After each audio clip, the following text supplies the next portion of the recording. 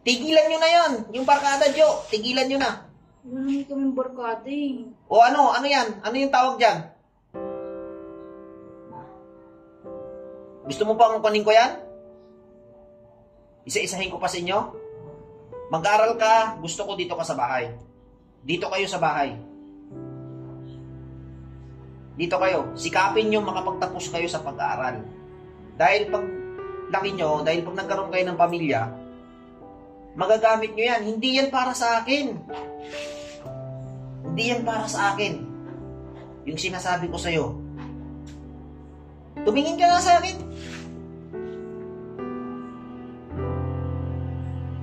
Ano bang kursong gusto mong pan? Alam nyo, nawawalan ako ng gana talaga sus, kaya nga ako nag-abroad kasi ang pangarap ko makapagtapos kayo eh. Tapos pag nandun ako sa abroad, puro naman kayo problema. Wala na akong patutunguhan sa inyo.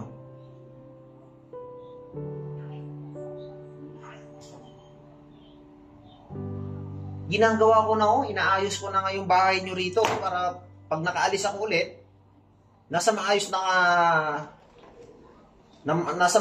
kayo sa bahay. Hindi na kayo yung tawag ng kung saan kayo nagkukuhan, di ba? Kahit magkulong kayo rito sa bahay, magkukuhan kayo dito, may wifi dyan, wala namang problema, hindi kayo nagbabayad. Ano pa bang hinahanap nyo? Lahat na nandyan na. Ginagawa kong lahat, samantalang ibang mga kabataan dyan, ano ang gusto nyo? Uy! Anong plano mo? Sabihin mo sa akin. May problema ba? Anong problema? Kausapin mo ko ng diretso. Hahaknitin kita na sinturon. Pagka naubos pa akong pasensya ko sa'yo eh.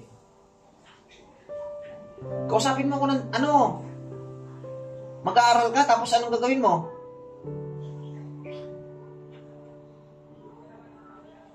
Malalaki na kayo, Jo. Ilang taon na lang? 21 years old na kayo niyan. Napakabilis lang ng panahon.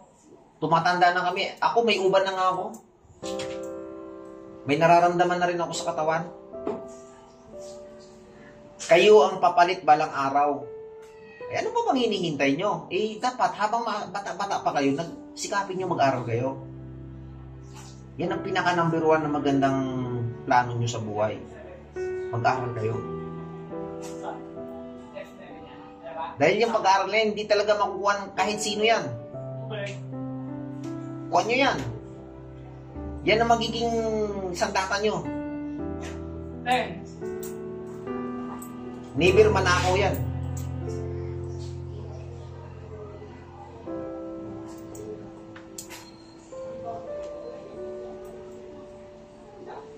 Ituloy mo yung pag-aaral mo. Anong kurso mo? Anong plano mong kinukuha?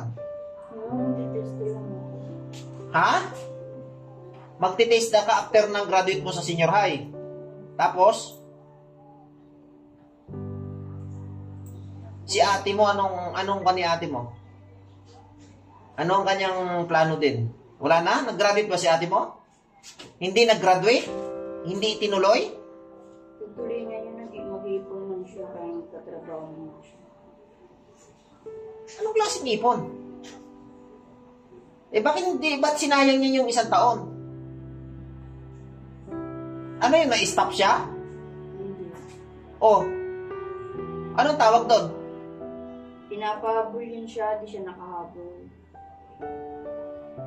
Pinapahabol saan? Sa exam? Sa mga module kasi. Kulang pa rin dito. Anong kulang sa kanya? Magagawa ng paraan, hindi? Hindi na. Tapos na yung graduation ng last batch Ikaw, anong problema mo sa school? Wala? Wala kang problema sa school?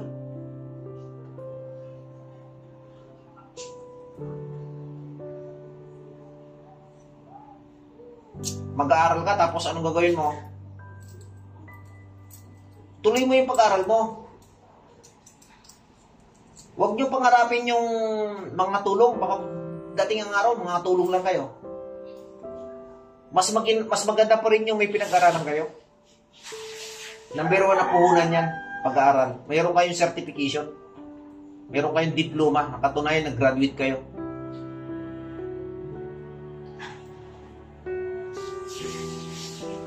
O, ngayong gabi, dito ka matutulog, ha? Ayusin nyo doon sa taas. Ginawan-gawa na kita doon ng no? Tinulugan ko na nga doon sa taas. I-chat mo si ate mo, ha? Ha? Kakausapin ko si ate mo. Hindi kinukuha yung aking chat. Wala. Naka-ignore ako sa kanya. Hindi yun makalipat dito kasi madami yung aso. Anong aso? Anong aso yung pinagkukuhan ng mga to? May sa aso. Ha? Anong aso? Ay, ito na, mayroon na dito, ah. Meron yun. Ilang aso na? Opo. 4 aso na. Ba't ang dami? Ito. O, dalhin dito. Dito lang. Gusto ko. O, dito. Basta kahit 10 pa yan, kahit 20 piraso pa yan. Dito kayo sa akin. Sa taas naman kayo eh. Ilan, Jay? Malinaw? Malinaw ba yung order ko? Ilang aso, Jay? Kahit 20 pa piraso yan, basta dito kayo sa akin. Sabihin mo, okay lang kay papa ka mo na maraming aso. Basta dito kayo sa akin, kasama ko kayo. Samantalahin nyo kasi pag nakaalis ulit ako, wala na. Hindi nyo na ako makikita ulit dito.